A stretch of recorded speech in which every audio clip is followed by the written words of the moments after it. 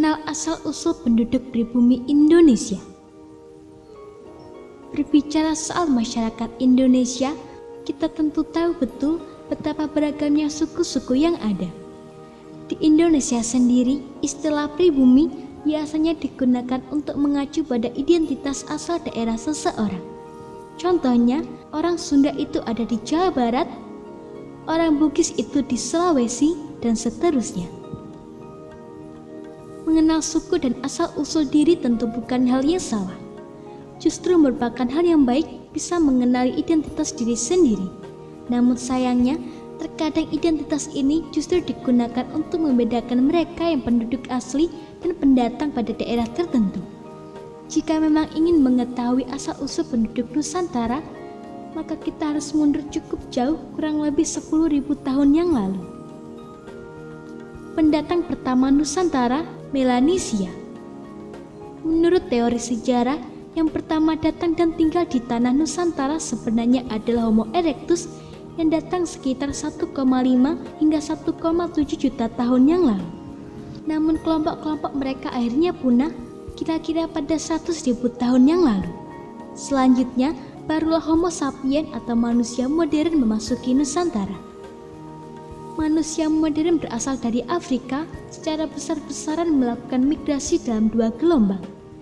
Gelombang pertama melakukan perjalanan dari Afrika ke Selat Kecil yang memisahkan Ethiopia dan Yemen, kemudian terus ke India bagian selatan, paparan Sunda, hingga ke paparan Sahul atau Papua, Australia. Saat itu, dataran di Nusantara masih menyatu sehingga kelompok ini melakukan perjalanan dengan berjalan kaki. Manusia pertama yang datang ke Nusantara ini memiliki ciri-ciri melanosoid atau golongan etnis Negrito, yaitu seperti orang Papua dan aborigin. Para manusia ini menempati Nusantara hingga zaman es berakhir dan es mencair menjadi lautan yang memisahkan pulau dan terbentuklah Indonesia seperti sekarang ini. Suku-suku dengan etnis Negrito yang ada di Indonesia ini antara lain suku Dani, Bauzi, Asmat, dan Amungme. Jadi, jika ditanya siapakah orang pribumi pertama yang menempati Nusantara, maka ya jawabannya adalah orang-orang Melanesia ini.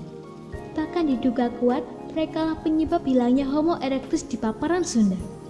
Lalu, alasan mengapa mereka cuma ada di pedalaman Papua dan pulau-pulau kecil di sekitarnya adalah karena datangnya rombongan manusia modern gelombang berikutnya secara besar-besaran dengan perahu yang cukup canggih di zamannya. Makanya orang Melanesia ini tidak ada di wilayah Indonesia bagian barat. Gelombang kedatangan kedua, Melayu Austronesia. Gelombang kedua manusia modern yang datang ke Indonesia adalah rumpun Melayu dan Austronesia.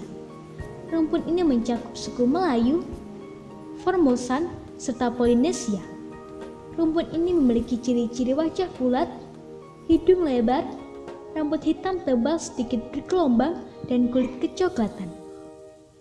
Kelompok Austronesia ini memiliki teknologi maritim yang lebih canggih untuk masa itu, yaitu menggunakan kano berjadi. Mereka juga sudah memiliki teknologi irigasi yang lebih maju seperti sistem sengkedan atau teraseri. Dengan kemampuan yang lebih maju, maka wajar jika rumpun Melayu Austronesia ini akhirnya mampu menjelajah dan menguasai wilayah Nusantara. Rumpun Melayu yang masuk ke Nusantara terbagi menjadi 2, yaitu Proto-Melayu dan Deutero-Melayu. Proto-Melayu adalah mereka yang sudah berhasil menciptakan masyarakatnya stabil sehingga tidak lagi melakukan mobilisasi penduduk. Karena itu, mereka menetap di tempat terpencil dan jauh dari golongan lain sehingga sangat kecil kemungkinan terjadi percampuran gen. Golongan Proto-Melayu ini misalnya adalah suku Nias dan Dayak.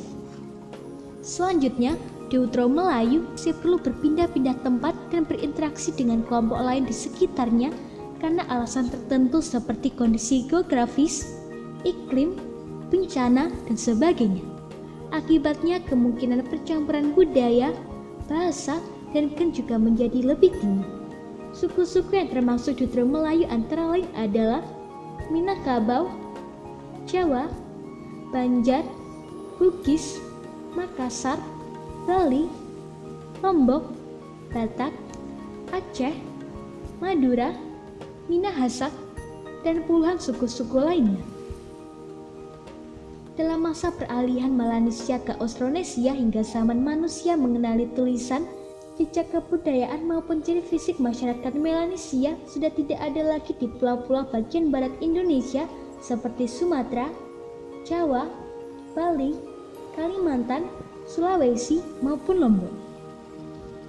Sementara di wilayah Indonesia Timur masih terekam gen Melanesia yang sudah bercampur dengan rumpun Austronesia. Sedangkan suku Melanesia yang masih asli adalah mereka yang menetap tanpa gangguan di pedalaman Papua dan masih setia dengan kehidupan dan kebijaksanaan lokal seperti berburu binatang, berkebun dalam skala kecil, serta hidup dalam masyarakat kesukuan. Kedatangan Sino-Tibetan, Dravida, dan Semi. 1000 tahun setelah kedatangan etnis Melayu, peradaban Austronesia juga berkembang pesat dan melakukan interaksi dengan pedagang dari kebudayaan lainnya, termasuk Dongson dari Vietnam. Interaksi perdagangan terus berkembang di awal abad Masehi, sehingga masuklah peradaban Dravida, Sino-Tibet, dan Semi. Pada era modern, Dravida adalah mereka yang kita kenal dengan India, Sino-Tibet adalah kita kenal dengan Tionghoa, dan Semit adalah berasal dari Asia Tengah seperti Arab dan Yahudi. Bangsa Dravida memulai perjalanan ke Nusantara pada abad pertama Masehi. Sino-Tibetan pada awal abad ketiga Masehi setelah dinasti Han runtuh, dan Semit mulai masuk ke Sumatera pada abad ke-7 Masehi. Kedatangan bangsa Sino-Tibetan ke Nusantara ditandai dengan datangnya biksu Fasien pada awal abad ke-5 Masehi dan Ising pada 8 Masehi. Gelombang kedatangan pertama cukup besar datang pada masa pemerintahan Majapahit ketika Wikramawardhana memperoleh semua orang dari berbagai agama maupun ras untuk berdagang dan menyebarkan agama di Majapahit. Etnis Dravida datang secara bertahap seiring dengan semakin berkembangnya perdagangan di Nusantara. Pengaruh budaya Dravida atau India ini juga terlihat jelas dengan jarak kerajaan Hindu di awal abad Masehi. Sementara itu, etnis Semit datang pertama kali pada abad ke-7 Masehi untuk berdagang dan menyebarkan agama Islam.